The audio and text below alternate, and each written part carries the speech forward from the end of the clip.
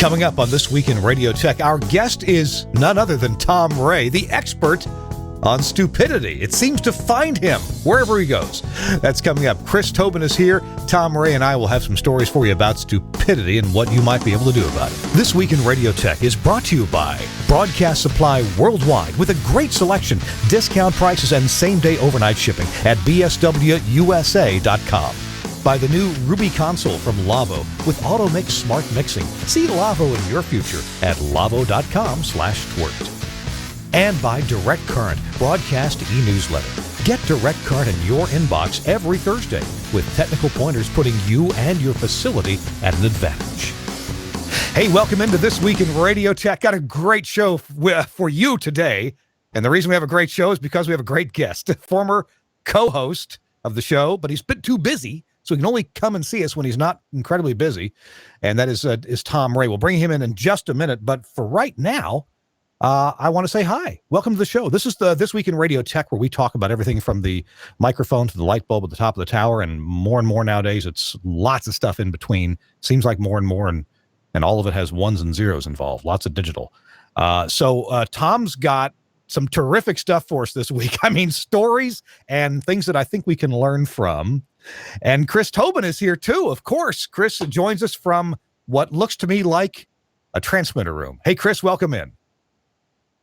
Oh, hello there. Yes, I am at a transmitter room, and sandwiched between some racks. It's just as a nice backdrop. That is not a green screen. It's real. Ah, yeah. It's a real transmitter. Has that transmitter been there in the past when you've been in that room before? Yes, but not in this position. I thought I'd try something different. What, did you just move the transmitter for the set? Oh, just the door. TV magic. Because I was going to say that looks like a really tight room you're in right there. It's not as tight as it appears. it's that small frame of the lens that we work with. Sure. Yeah. Oh, you should see what's just beyond this framing right here. I mean, there's I like to think of myself as a pretty neat guy, but my office, not always so much. Speaking of neat guys, the jacuzzi. Got it. Speaking of neat guys, joining us from his warm home in New York State, where he just gets lots of snow and cold and ice. I don't know how he stays warm. It is Tom Ray. Tom, welcome back. Hey, good to be back, Kirk. And actually, I'm waiting for Chris to open that door a little more so we can see the keg in there. Oh, sorry. That's in the rider. It says we can't do that. Just spigot. That's all. Did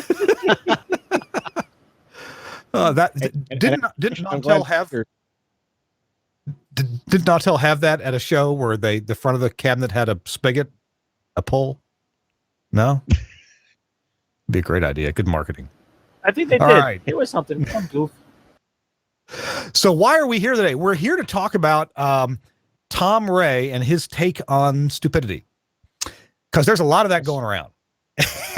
And as engineers, it seems like it falls on us to avoid it or solve it. And once in a while, we actually create it. So that's what we're going to be talking about.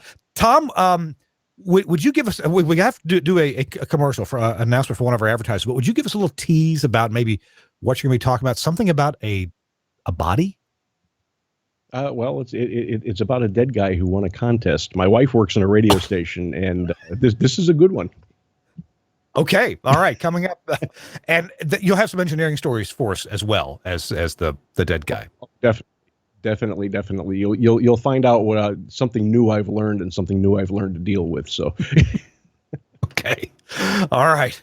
Well, we'll get the show started right now, and I want to tell you about my friends at the Telos Alliance. The Telos Alliance, of course, my employer, love them to death, and they also are a dear sponsor of this show. So, with their help, the show comes to you every week, or almost every week, right here. And I want to tell you about, did I send a link over for a graphic to show? I think maybe I did, but I forget. Oh, there it is. Yes. Had to be remembered what I was going to be talking about. It's direct current. And folks, my friends, engineers, friends, fellow countrymen, Romans, all, if you haven't signed up for direct current, please, you got to do this. It's a great little weekly newsletter. It's an e-newsletter, shows up in your inbox. And every week we talk about cool stuff. Yes, some of it is exactly Telos related.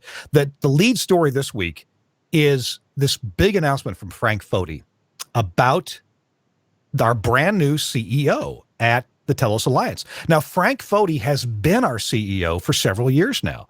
And you know what? Frank says, look, I don't need the big title. My love, my passion, and my skill is really focusing on audio processing and new technologies. So Frank is going back to spending more time with that, less time CEOing, because our executive team found a CEO to run the company, a guy with immeasurable business success, and that's Tom Swidarski. So Tom has plenty of prior CEO experience, and the guy's just amazing. So anyway, top story, we get to, there's a short video here. You can I'll have the link in the show notes. You can go and sign up for Direct Current from the Telos Alliance, and you'll get this yourself. And you can see for yourself the introduction of Tom Swidarski. I'm going to get to meet him next week on Monday. Also, in Direct Current, we scroll down, we see the little console engines that could. This is an article by John Bissett. Now, John Bissett recently sat down with support engineer Brett Patram for a session on the mic processing capabilities of the Axia Core 16 and Core 32 console engines. You know what? At all my stations where I've installed a Core 16 or Core 32, and that's most of them now, I love this built-in mic processor. It's as many mics as you run into it, you can process them, you can do EQ, and this is just a great little mic processor. It does the standard things that you'd expect and does them very, very well. It does downward expansion, of course, to get rid of room noise. It also does compression. You can set the ratio and the trigger level that it'll go to, that it starts at, and the depth of the compression. And I use a little bit of that very judiciously to keep the announcers' mics in line. And it does de-essing, and it does that very sweetly. It also has you can either have it freeze or not freeze at the compression level that it's been triggered to. So there's a good article here about how to set up that mic processing, and I was very honored to participate in that discussion about how to set that up. And then if you scroll down a little bit more, there's Andrew Zarian appearing to be hard at work at the controls in the main control room there at the GFQ network. And he founded the network less than 10 years ago. He's built a successful business by hosting a variety of internet talk shows on a range of topics, and this is one of them. And Andrew uses the Radius console with a Core, is it a Core 16 or Core 32? I forget which one it is, but it's one of our mixed engines that has built-in mic processing.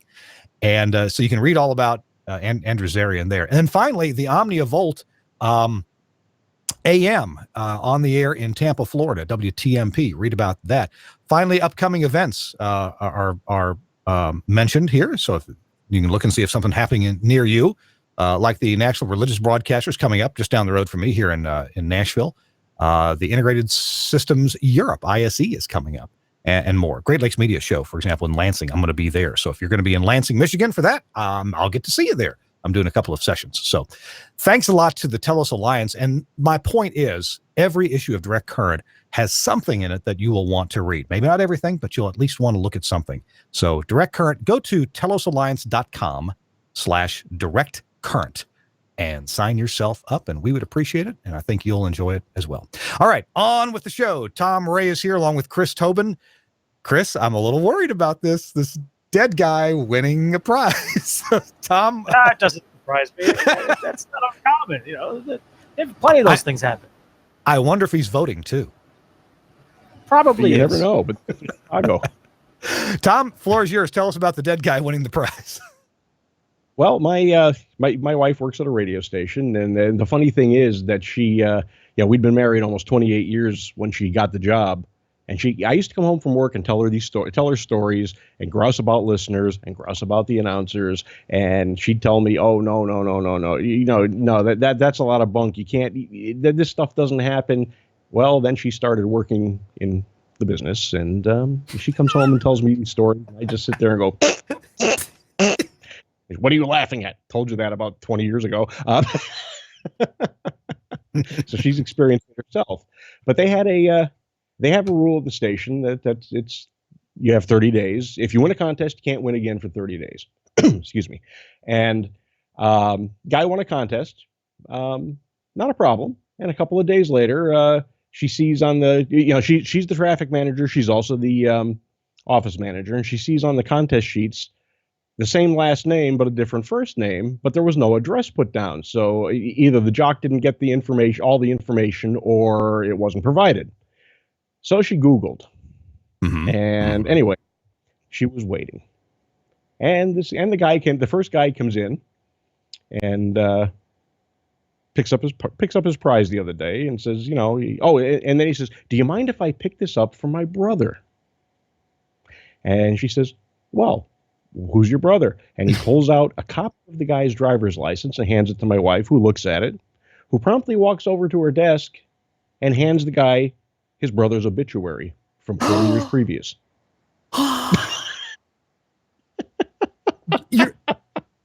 She was onto the scam right away, wasn't she? Yeah, and he didn't think that anybody would check up on it, but if you don't provide all the information required, they're going to Google it to get an address just so they can put it down. Wow. But how low can you really? I mean, come on. Wow. Picking this up. Yeah. Oh my gosh. Picking this up from She gives him the obituary. His eyes got big. He looked at her. He turned around and just walked out and didn't even say, "See ya." And you can't make it up. Oh gee. Well, of course, that happens at radio stations. Does it happen with any other free giveaway benefits in life? It must at other places. Oh man, I can only imagine some places. TV well, not so much TV stations, but God knows what else. It's like the general public is just sometimes they're scary, very scary. I've just got a feeling that people who administer government programs probably don't Google you to see what your deal is. Most likely not. But like I said, in this case, just looking for an address. That's and they may not be allowed to. I'm not saying that they should. I'm just saying it's the nature of the beast that may prevent thorough checking from going on. Whereas a private business, you can check on people. Oh my goodness! Wow. All right. I don't think I can beat that yet. I do have a story a little bit later on today, but I'm not sure how much I can tell. So, well, you want to talk about some stupidity? Yeah, stupidity. Okay, I'm ready for it. This was the title of the show, so yeah, go ahead with. And by the way, if people don't follow you on Facebook, Tom, they should, because if there's stupidity out there, it will find you and you'll write about it. Oh. Let me tell you, I must have a magnet or something on me, a sign on my back that says "kick me," because it finds me every place. Stupidity I've been dealing with this month. I live in the Northeast. What happens in the Northeast in the winter? It gets cold. Yeah. So why would you stop your automatic fuel oil deliveries if you have water in the transmitter building and you need to keep it warm? Now, just a second. In my part of the world, we typically don't use fuel oil. It's either electricity or natural gas. Some people use LP gas if they don't have natural gas lines coming near their house. Here at my house, we have natural gas. So fuel oil is not a thing around here, at least not for residences. Tell me briefly about fuel oil. Well, fuel oil, it'd be similar if you're using LP gas. I mean, of course, you're gonna heat the house, and at a certain point, you're gonna need the tank filled. It's very simple. You're going to burn the fuel. It needs to be filled. And it's the same thing with fuel oil. So in this case, there's a furnace. It's a boiler, and very similar with LP or regular gas. You use the fuel to boil the water, or at least heat it up almost to the boiling point, and then you send it through the house or the building to heat up radiators, and then you end up with heat. You end up with a warm place. And I've got a couple of old transmitter buildings, one which was built in the late 20s and one that was built, probably the early 1930s. And for whatever reason, instead of using natural gas, or instead of using LP gas, or instead of installing electric baseboard heat, they've got oil furnaces. And in one case, the group who owns the station is out in California, Southern California. So they really don't get involved in heat all that much. And the other station, well, they just somebody just kind of looked at it and said, "Why are we getting automatic oil deliveries to the building, to a transmitter building, and shut it off?" Of course, they're not a full broadcaster. It's a doctor's office that owns a radio station. So somebody didn't understand and somebody didn't check. Anyway, so let's talk about the first station. So this started, back around middle of October. I said, we really need to get a fuel oil delivery here, and it should be on automatic delivery. Oh, we have to go through this process with a purchase order. And I said, yeah, well, and then all of a sudden, they had managers in certain regions. They got rid of them. They're doing a reorganization. Well, that's great. So the first thing I did is I picked up the phone. It's now middle of November. I need fuel oil. Oh yeah, well we're reorganizing. Well, that's nice. Mother Nature don't care. It's going to get cold. Yeah. Sure enough. Yeah. Right around the first of the year, it got cold. Actually, it got cold between Christmas and New Year's. I mean, we're talking sub-freezing, we're talking zero, we're talking several nights of below zero temperatures. And I walked into the building one day and looked at this oil furnace, which literally was a block of ice. And luckily, the water pipes hadn't frozen. But the furnace room has outside air that comes in, and it was frozen solid. And I said, oh, boy. And of course, not having really been responsible for this building up until this point, I didn't know how to shut the water off and coming into the building. So is it pouring out, or is it frozen and stopped? No, it's frozen solid at this point. Okay.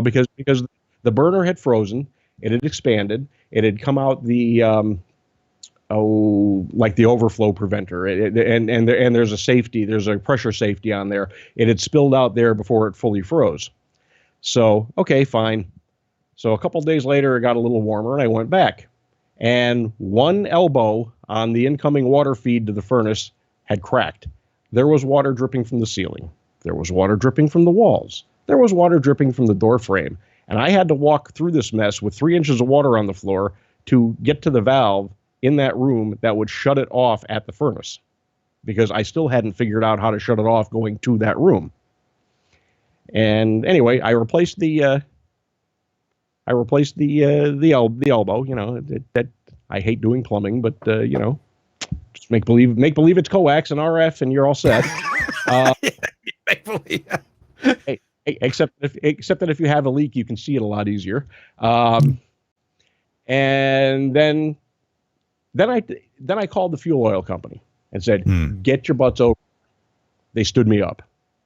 Oh, so no. 2 days back, they stood me up. I called them up. I said, "What gives?" I mean, this is in New York City.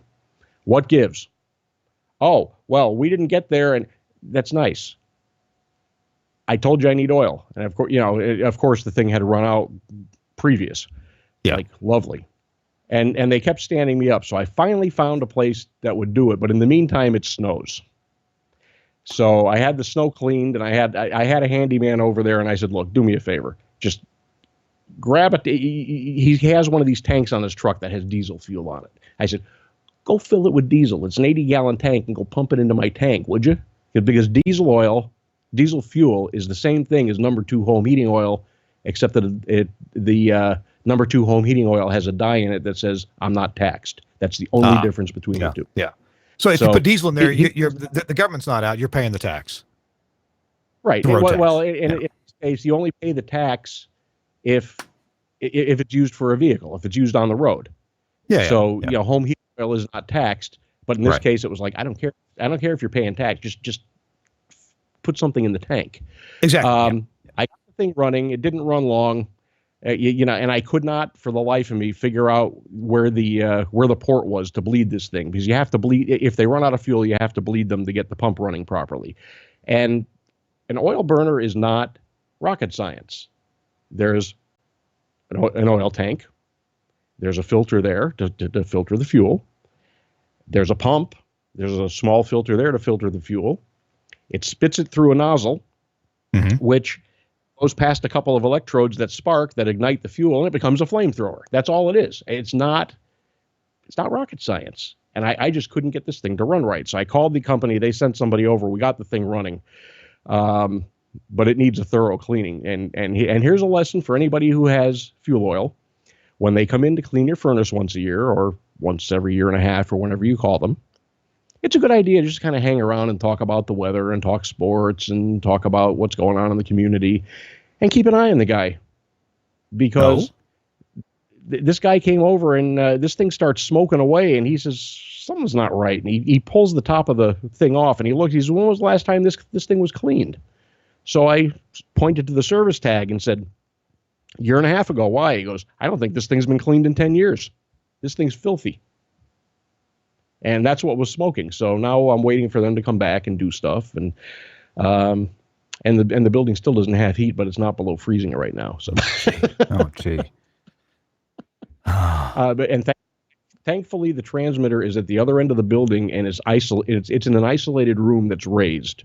So even if something floods, I don't have to worry about the transmitter. But it's like, really, people? I'm a really expensive janitor to have to mop all this stuff up. And as long as the transmitter's running, it heats itself fairly well, doesn't it? Yeah, well, the transmitter room is fine. See, this is an old building, and when this station actually started out, I'm not going to reveal who it is, but when this station started out, it was actually an experimental station. So then they put in a 50 kilowatt AM transmitter, and those were big, and that's in the old part of the building. So you have the old part of the building, which is attached to the office, which has a bathroom and a kitchen because people stayed there. Yeah, sure. Then they got a more modern transmitter. That's in the addition to the building. Actually, it's not there. These transmitters aren't there anymore. But now there's an addition to the building, which has no heat in it because, let's face it, when the transmitter was there, it heated the room. Yeah. Then they bought another transmitter, actually a transmitter, and then another one after that. And that's in this isolated room, which has its own air conditioning. It's got its own heat system. It's got its own everything. So I don't worry about that room. But the rest of the building is this big empty building that there's kind of stuff stored there. They've asked me to finally clean out the building, and I said, love to. God knows what I'll find. I may find some treasures. But it's like, I mean, but there's water where the bathroom is, and you've got to keep the building warm or the pipes are going to freeze. Yeah. Yeah.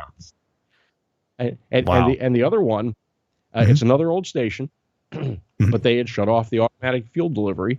And I get a call from the owner one day. She said, the alarm company called. There's a low temperature alarm in the building. I said, oh boy. So I get over there, and sure enough, it's 45 degrees. This is a 25 kilowatt station, AM. It's 45 degrees in the transmitter room. And I walk into the furnace room, and the furnace, of course, it's cold. I walk outside, and the fuel tank's empty. So I call the fuel oil company. They show up. They put fuel in the tank.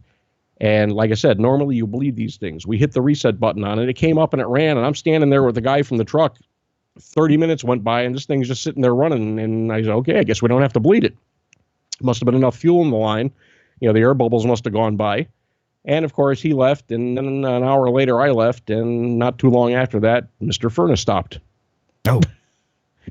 So I had to have him come back and do proper bleed. And but in the meantime, right next to the furnace, this is, like I said, this is an old building. This one has an apartment upstairs. So there's a lot of space to heat. The apartment upstairs, the thermostat's at 60, but still, there's a lot of space to heat. And that's the only time I've ever seen ice in a toilet was in the upstairs apartment. Honest to God. That's the funniest thing you said. Ice in the toilet. I've never seen that. I'm waiting for the guy to show up, and I'm standing there, and I'm looking. Now, the first night I was there, when we got the thing back up and running, this site has a water well. So I had shut the pump off. And I took a look, and of course, all the well stuff is right next to the furnace, which, once again, is a ventilated room because you need ventilation to keep some air flowing. And the well stuff was frozen solid. After a while, it thawed out, and I said, this is great. And I flipped on the well pump breaker, which is across, on the other end of the building, and I hear this noise. What? I shut it off, walk in. There apparently was an elbow that wasn't soldered properly, and the ice buildup had forced it out. And I hadn't seen that before I turned it back. I water all over the room. It's like, oh man. So I've got to go back to church and redo the plumbing connection. But at least I haven't gotten any more reports that the building is cold.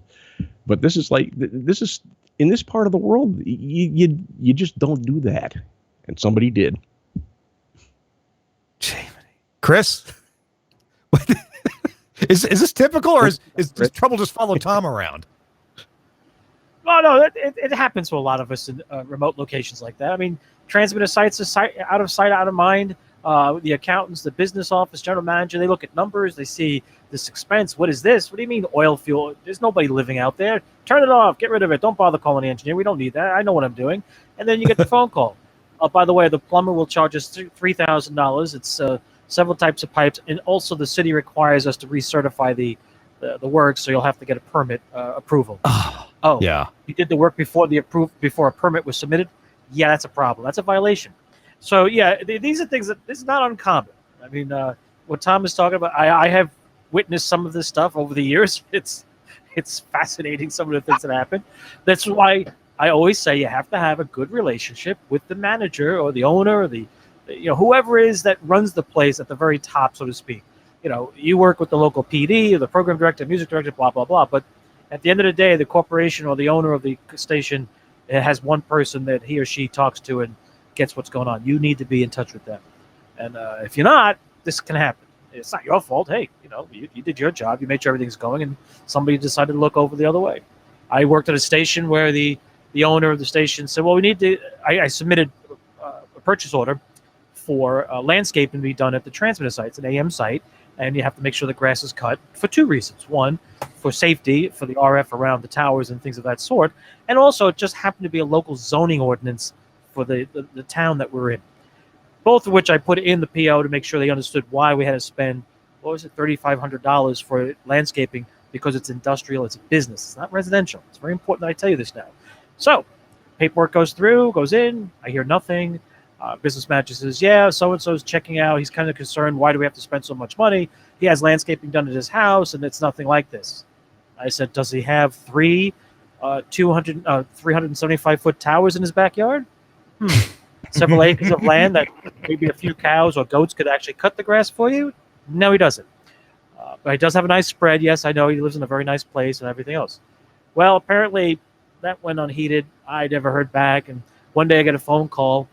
There's a guy at the transmitter. He's having a problem. I was like, what guy? Why is he here at the transmitter? Turns out the owner decided he was going to contact his landscaper and have him go out and do the work. Oh, well, no. Well, there, Myron didn't know about those guy anchors and what you shouldn't do around them. Oh, Myron didn't know about that hot copper pipe that comes off the leg of the AM tower that's spooled and goes down to a box that goes into your transmission line back to the transmitter. No. And he was cutting around that with the wet weed whacker stuff and couldn't understand why he kept getting the shock. And apparently he tried to cut some of the weeds that were growing up around the base of the AM tower, and he sort of hit the tower. Yeah, he wasn't hurt, thank goodness. It was just his equipment sort of somewhat discolored and misformed. So I got out there. I'm like, what are you doing here? He's like, you got the wrong address. He goes, no. I found out the whole story. I was like, yeah, got it. Great. Thank you. Do me a favor. What's that? Pack up your stuff, take your toys, and leave. But I have to. No, you're not doing anything more. Get away from the property. Just leave, please. This is dangerous.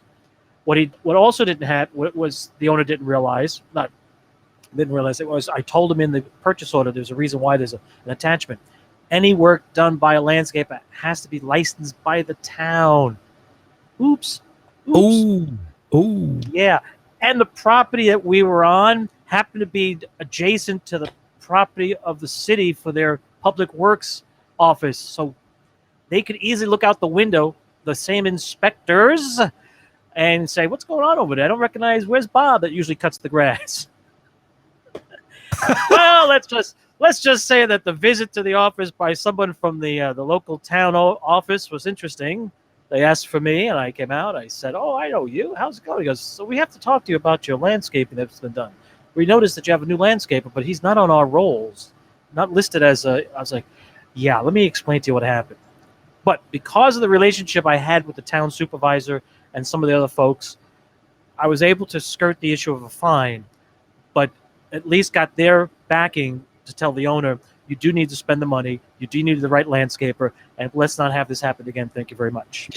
Yeah. So it's important to understand these things, and as long as you have it in writing and you protect yourself by making sure your supervisor, immediate report, whatever you want to call it, it has a paperwork trail. So this way you can sit there and go, well, Jack, I did tell you that in the email from 6 months ago, but you chose not to read page 2. Yes, page 2 does say how much it would cost if we chose not the proper landscaper and whether he was licensed by the city. But that's okay, because on page 3, it explained what the cost would be if we went the wrong way. That's okay. And there was another time for the stupidity part.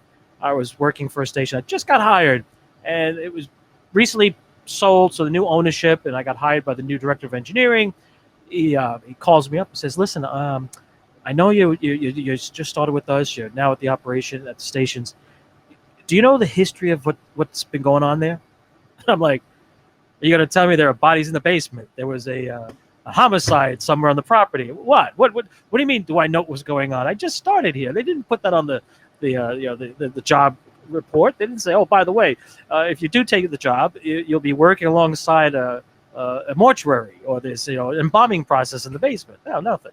So I was like, okay, no, I'm not aware of it.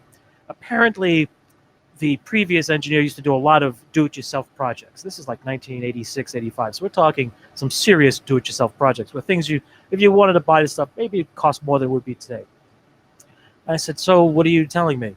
He says, just be careful when you're moving around the basement and moving stuff and pulling cables and going through the ceiling and the cable trough. So I found a few things that didn't seem like they were anchored very well. I'm like, really? That's great. In the basement, beneath the studios, where the foundation is. That's good. That's what I like to hear.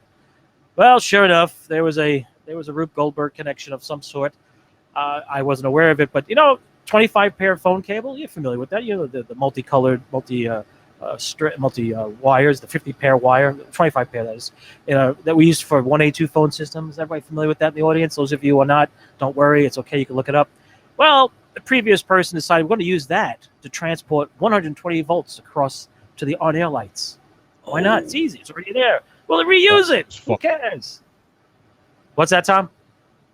That's always fun. Oh, my God. Well, let me tell you this. I was working on replacing some stuff, and I said, I don't need this cable here. This is in the way. I need some room in the conduit. So I thought, I'll just pull it out. And I felt it snug. I was like, all right, I'll just snip it and let the other half fall out. Oh, well, those paradiagonals now have a nice little hole in them. The blade has got a nice cut. I can now use them as a stripper. And the sound it made, the flash of light, me falling back going, now that was not something I expected. That's a new one. That's going to leave a mark on the diagonals. Not me. I was okay. But because I was wearing glasses, safety glasses, because I was working in the ceiling, and I hate stuff flying around. So thank goodness I was wearing the safety glasses. But yeah.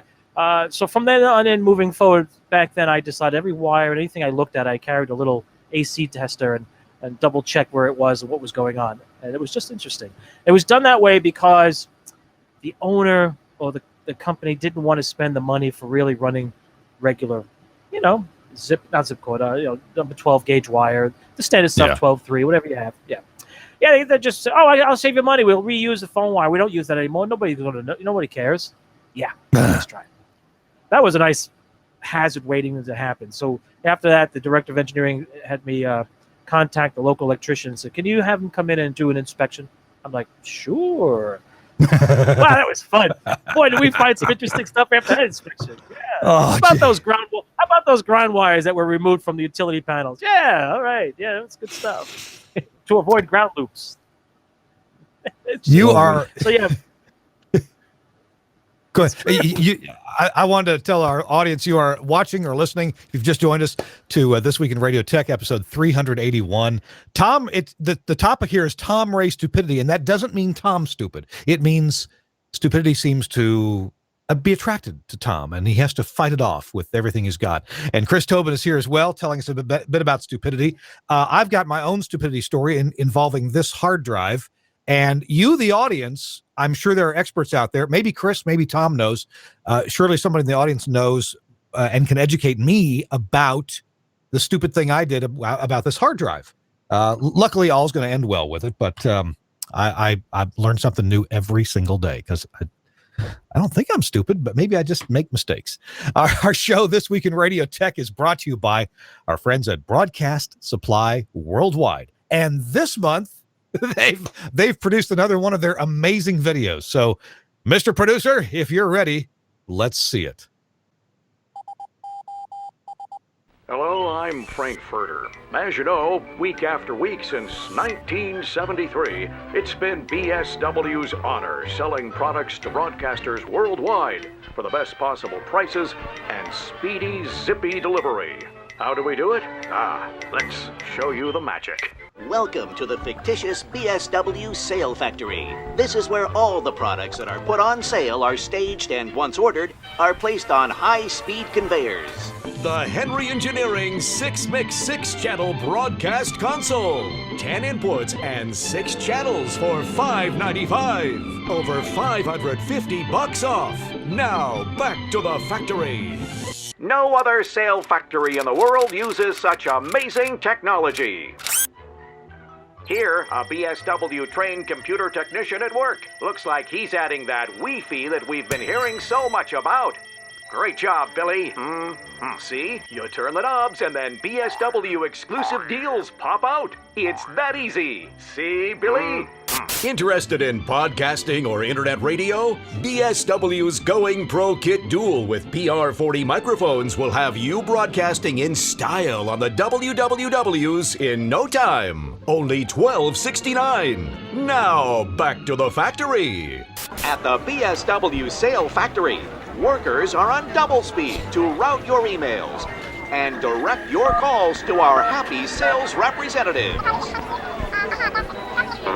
Introducing the BSW Orban Demo Program. Want to hear what the best processing in the business sounds like before you change lives with its amazing sound? Call BSW today and ask for a demo on Orban processing. Now back to the BSW Sale Factory. Operating a sale factory requires exact timing and product planning to make sure the products you want to buy are priced low and ready for immediate shipment. On behalf of the entire BSW staff, thank you for watching, and don't forget to buy stuff. Thanks a lot to our sponsor, Broadcast Supply Worldwide.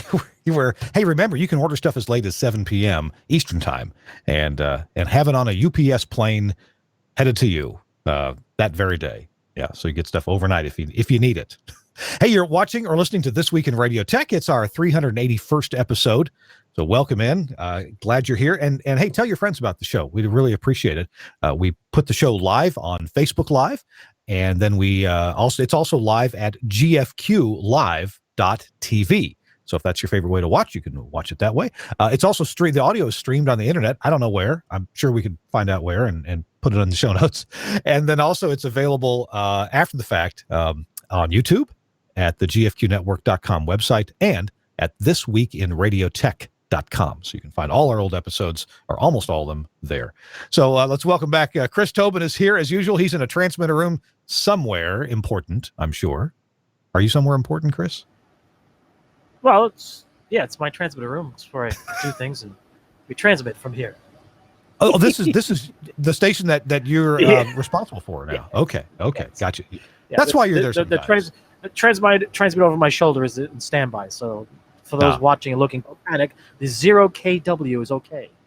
It's the one in front of me that is on the air, but I can't show you that because that's got settings I can't show anybody else. Very important, can't see the settings. Gotcha. Yeah, I'm only kidding. Come on.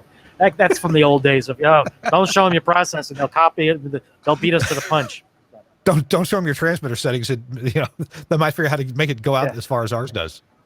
Yeah, exactly. Also with us is Tom Ray. Tom coming to us from an undisclosed location somewhere in New York State.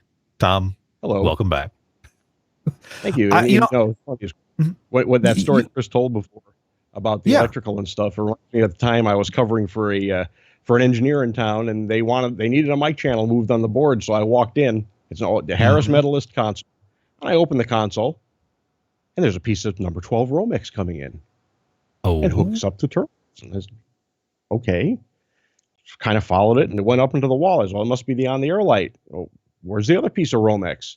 And I looked and looked and looked, and all I found was a piece of, well, bell foil, which for those who don't know what that is, it's Belden 8451 audio cable, number 22 gauge, single pair, Right. 2 wires. Right. Yeah. Okay, well, let's go. It went right into the nearest electrical outlet. No plug, just jammed right in. I closed the board and said, nope. Oh my gosh. I'm not sure I found anything that bad myself. It must take the New York market to produce that. That's wow. That was not New York. It was like, yeah, okay. I think I'm done here. I'm not moving your mic channel. I don't know what else I'm going to find, and I don't want to find out by accident. Right. Exactly.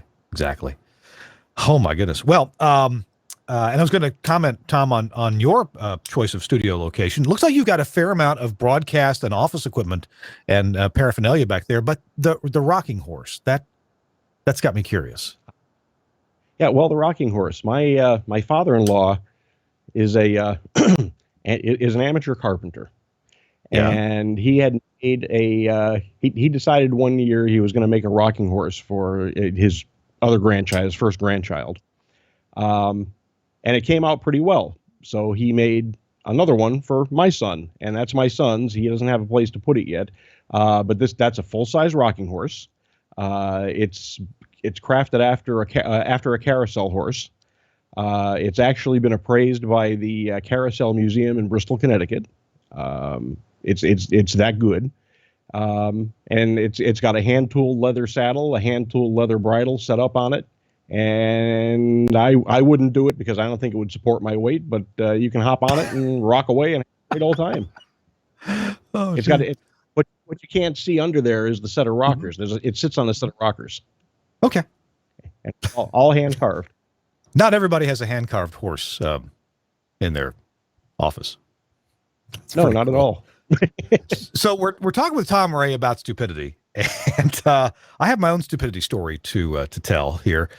So look, I'm a very junior IT kind of guy. Yes, I've got a CBNE certificate from the SBE, and that means I know something about networking and making computers work. But I got to tell you, the whole hardware world of server class equipment is really new to me. And I could never afford to put actual server hardware at my radio stations, and generally didn't need to. So we have a lot of inexpensive PCs at our radio stations, both in the in the Mississippi and in American Samoa. Well, I recently just realized how many cheap PCs we've got, and how I'm getting tired of hard drives failing and power supplies failing, and maybe just wanted some better hardware. So I've discovered the whole world of off-lease refurbished servers. And I know some people like Dell, some people like HP, but those are the two brands that there seems to be a lot of on the used refurbished market. And so I've been buying some Dell servers, and I have a Dell R710 just across the way from me here, about 10 feet away. And I've bought 3 of those so far. Now this is number 4, and they come with this amazing hard drive controller and remote access device called iDRAC. It's a perk. Anyway, I get all the acronyms confused. Bottom line, I bought this one with dual 3.5-inch hard drives. They're high performance. They're 15K RPM, but they're small. They're only 146 gigs or so.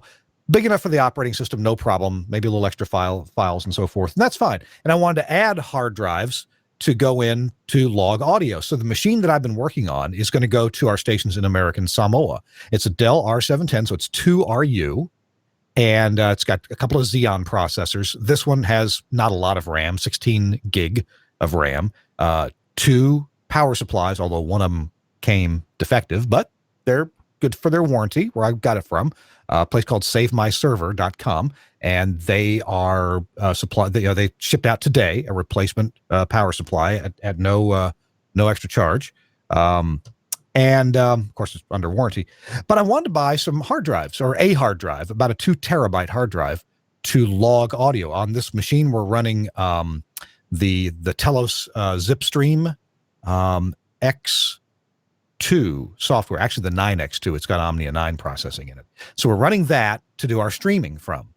And then I'm also running the Telos iProfiler logger. So it's running the IP audio driver in it anyway. So I'm bringing in some channels. We're going to log some channels, and we'll be able to access those and play them back for advertisers. I didn't hear my spot, that kind of thing.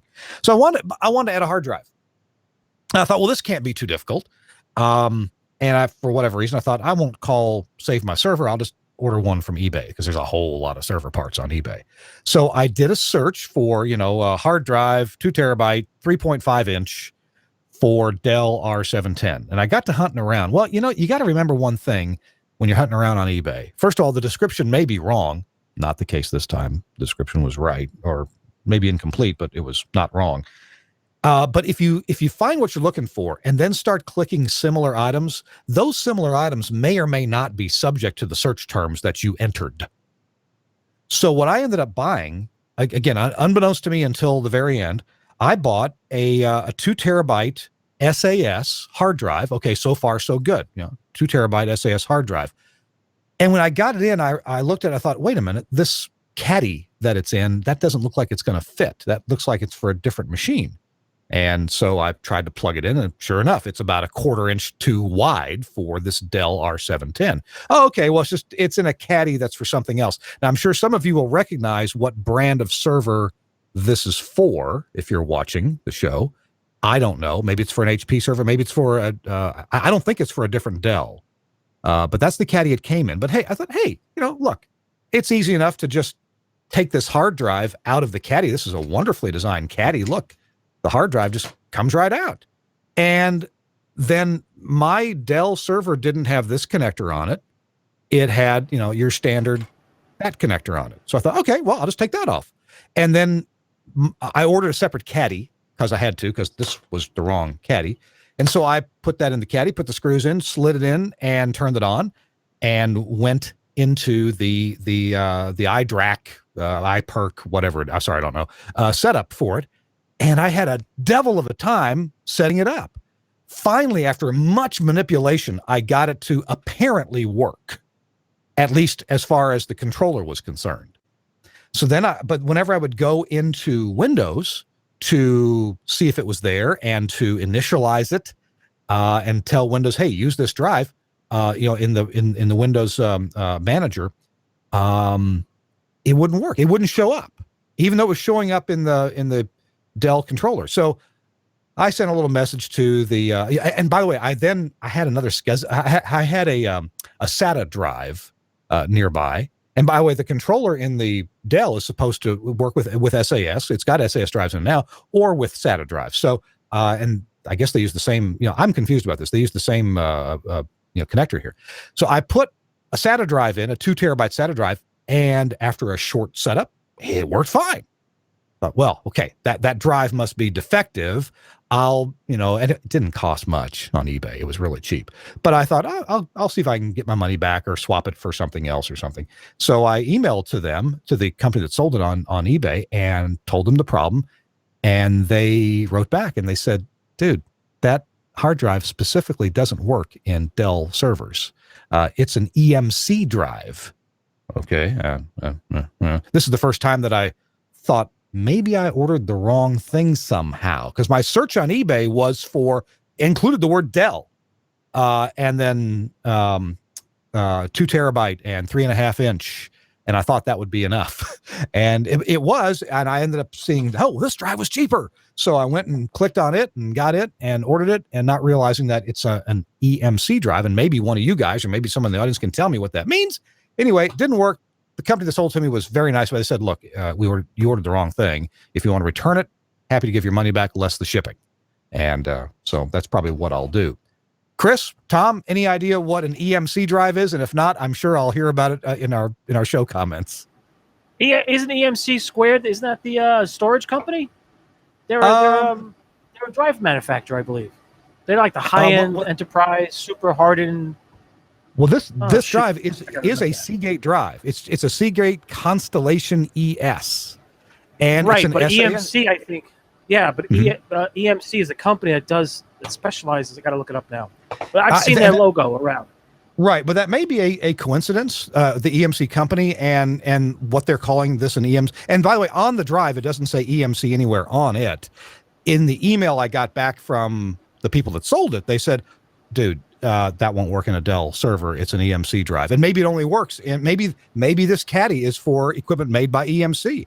And actually what they said was wrong. The reason they said it didn't work was because of a difference in the byte size that was not changeable. So you may be right. It may be this EMC company specs their own specs for a hard drive. Seagate makes this, maybe the Constellation ES series, maybe that indicates this is for an EMC controller or machine, and it's not going to work in anything else. So yeah, I think the sector size, there's something about EMC, because I always read about them in the high-end stuff, and some projects I worked with, a couple of folks, it came up in a couple of data centers. Yeah, I'm pretty sure that's what it was. So one of the things that I like about, okay, so again, this story is about my stupidity, or at least, hey, my learning process. You know what I like, though, is that when you buy stuff on eBay, your learning doesn't cost all that much, right? So my total cost for this mistake is going to be about $10 worth of shipping, maybe 12. So not bad to learn. Oh, there's another kind of hard drive out there, and you got to be sure and order the right thing. So there you go. The SATA drive I put in there is working just fine. I've got 2 terabytes of space to put the audio files in, and it's going to be just fine. And when I approve this thing out, then I'll ship it to American Samoa, and our manager will pop it in the rack and hook the cables to it, and we'll be good to go. So I love learning. Takes time, costs a little bit of money.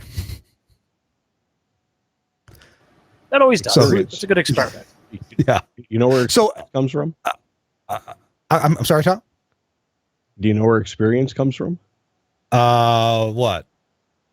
Bad judgment. Yeah. And bad judgment from experience. Comes from.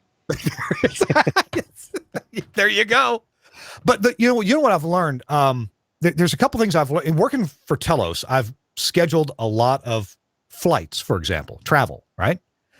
And hotel rooms. And I have, on many more than one occasion, clicked buy, not realizing that I was actually buying a flight or a time or a day or a month that I didn't mean to. In other words, before you click that buy button, go look at it all again, double check it. Had I looked at this carefully, maybe I would have realized that I was no longer looking at things that were subject to my search terms on eBay. I was now looking at what eBay thought were similar items, right? And that was the beginning of my downfall. And of course, part of my downfall was I didn't know, but now I know. All right.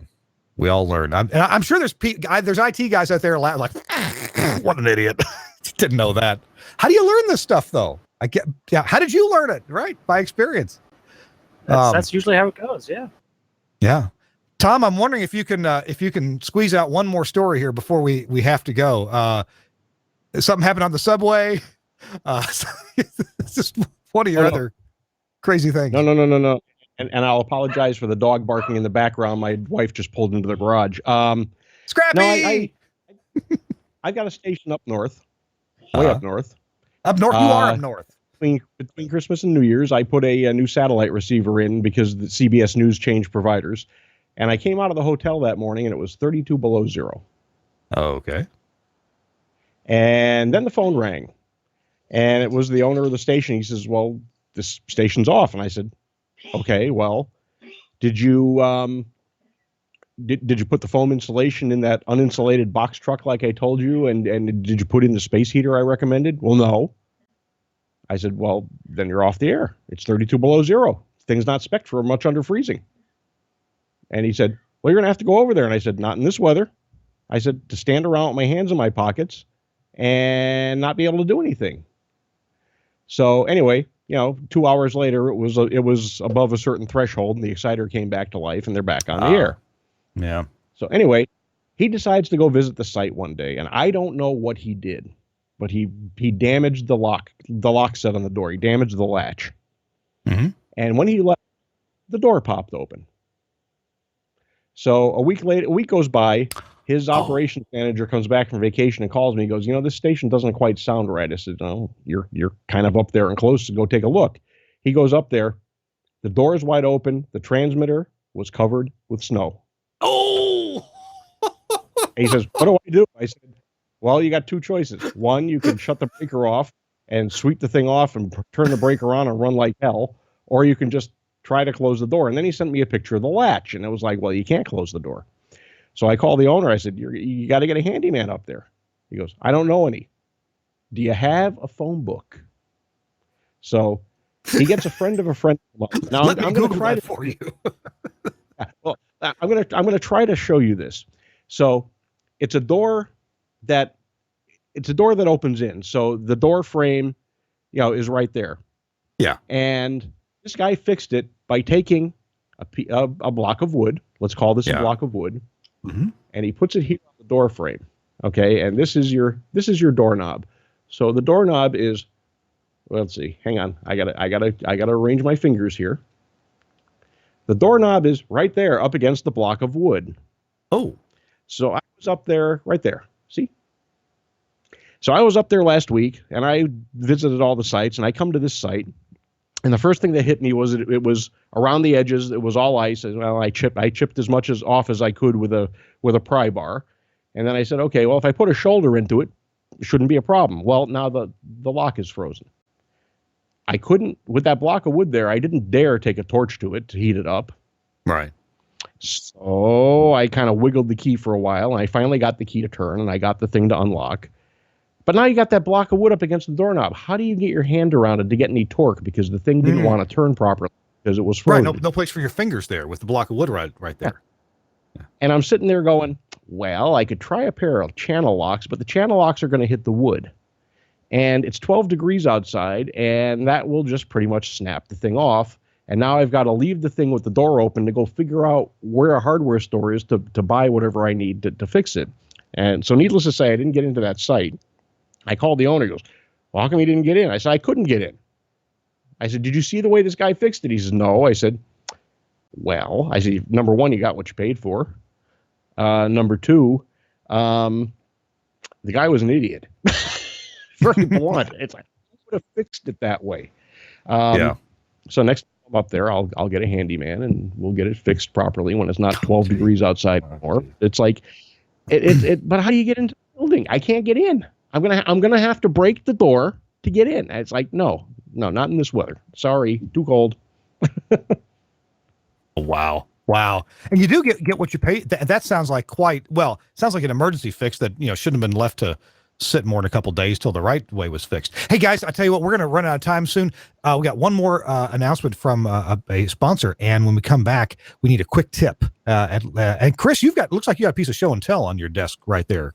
Is that what I'm seeing there? Oh, it's just for fun. Yeah, I can tell you what it is. But when we come back from break. Yeah. Because I got a Cub Scout meeting to go to, so we're gonna come right back. Hey, our friends at Lavo sponsoring this part of the show, and my friend Clark Novak has an announcement for you from Lavo. There has probably never been a better time in history to buy a new radio mixing console. Today's consoles are more sophisticated than ever, with more features and functions than you can shake a stick at, but have you noticed how complicated they are? There's a sea of knobs and switches and displays and buttons. Some of them look like you might need a pilot's license to do your show. Well, a board doesn't have to be complicated to be powerful. Just look at the new Ruby mixing surface from Lavo. The first thing you notice is how smooth and streamlined it is. Ruby has lots of cool tech, but what it doesn't have is that confusing ocean of buttons that clutter things up. Now, we all know that there are some console features the jock only uses once in a while, so why dedicate controls to them?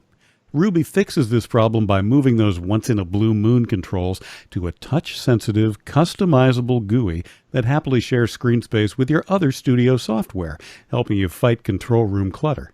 Thanks to this design innovation, talent that use Ruby produce smoother shows with less errors. Controls that are used the most fall naturally to hand, while functions that rarely need adjustment are easily controlled with just a couple of clicks in the context-sensitive GUI. And Ruby has cool features you won't find on other boards, like Auto Mix, an intelligent gain writing function that guarantees the perfect mix for multi-mic morning shows and call-in segments. Dual mode snapshots that instantly switch the motorized faders between on-air and production modes, and enough DSP and I/O options to make even your pro sound pals green with envy. And because quality is as important to Lavo as it is to you, every console is proudly built to fanatically precise standards at Lavo's own factory in Germany. If you're ready to declutter your control room, do yourself a favor. Check out the new Ruby and the other cool Lavo radio tech at www.lawo.com/TWiRT. Thanks a lot to Lavo for sponsoring This Week in Radio Tech. All right, hey, we got to go soon. Chris Tobin has a quick tip for us, and then we'll check with Tom Ray and see if he has one more tip of stupidity for us. Chris, what you got? Well, the tip is actually for those of you who have downlinks, satellite downlinks, and there's been a lot of talk on PubTech for the public radio folks about do I license, do I register it? I would say register, license your downlink. Here's why. The 3.7 gig region, or 3.5 to 3.7, 4.2 gig region is being looked at for wireless services. And I came across, and I can't find that darn link now, but the FCC in one of their comments had referenced the fact that the database did not show much activity for downlink registration, so they thought that spectrum might be underutilized. So those of you that, those of you have receive only. If you have an uplink, you had to license it anyway. That's part of the rules. But receive only has always been optional. Do it. Build up the database. So because look what's happened with TV, look what's happened in other spectrum that people think is underutilized. But the reality is in broadcast, a lot of spectrum doesn't get used 24/7 every second of the day. It gets used sporadically. It's bursty. It's like data on an internet connection. It's bursty. So the BAS folks, the broadcast auxiliary services got nailed a couple of times in the 2 gig area, 2, 7, and 13, because their stuff is intermittent. It's not every second of the day. So a lot of mobile operators were looking at the spectrum, going, "Hey, look, these broadcasters aren't using 2.7 gig. Oh, okay." The FCC said, "Well, maybe you could squeeze somebody in." And what happened? We have the changing. So register your stuff, whether it's RPU, whether it's BAS, STLs. Make sure it's all registered so people see there's activity. At least it gets the conversation started. And then those of you are looking, looking to the next to me, this is a band pass, band reject cavity. These are circulators. If you recognize, this is a dummy load here for the circulator reject load. This is a higher powered reject load for the circulator. This particular package is being used for a transmitter, for a two-way radio repeater. It's on the transmit side, so it's preventing. It's got a multiple frequency combiner that it's going to be part of. So I just thought I'd put it up here for fun. Those RF mavens and the folks who do RF. This is a TXRX product, now owned by Bird Technologies, but everyone who knows TXRX for their stuff is, I'm sure, use it. It's really cool, and it's got that traditional look they have. I forget what they call that particular color, the brushed aluminum, but it's a nice stuff. So I just thought I'd throw it up there for fun. Neat. All right, cool. And Tom Ray, you got a tip for us quickly? Oh, well, just a little tip. If you're putting something together like a translator, matter of fact, I and another company got caught on this recently. You have a construction permit from the FCC. Make sure you look at the application that went with the construction permit, because in the case of the one I had in my hand, the FCC did not have the antenna specification on there, so we built the thing as a single bay to keep the cost down. It actually needed 2 bays to tilt the signal up a little bit. And that was specified in the application, but the commission did not put that specification on the CP.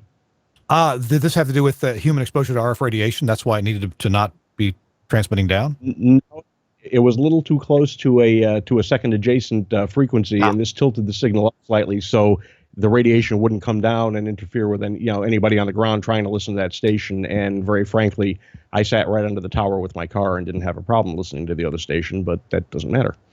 Interesting. So, we had something similar with a translator application where I think it was a translator. Maybe it was a class A.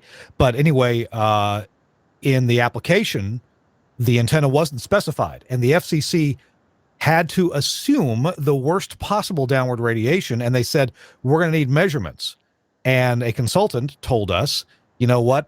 You're not going to have a problem with downward radiation if you just make sure you use any of this kind of antenna, and you'll be fine. And that won't be the worst case. Tell the FCC you're using X kind of antenna, which we are, and tell them that, and they'll probably think that the point is moot, because it is, and it was, and they approved the license to cover. So, good advice, Tom. Excellent. Hey, folks, we gotta go.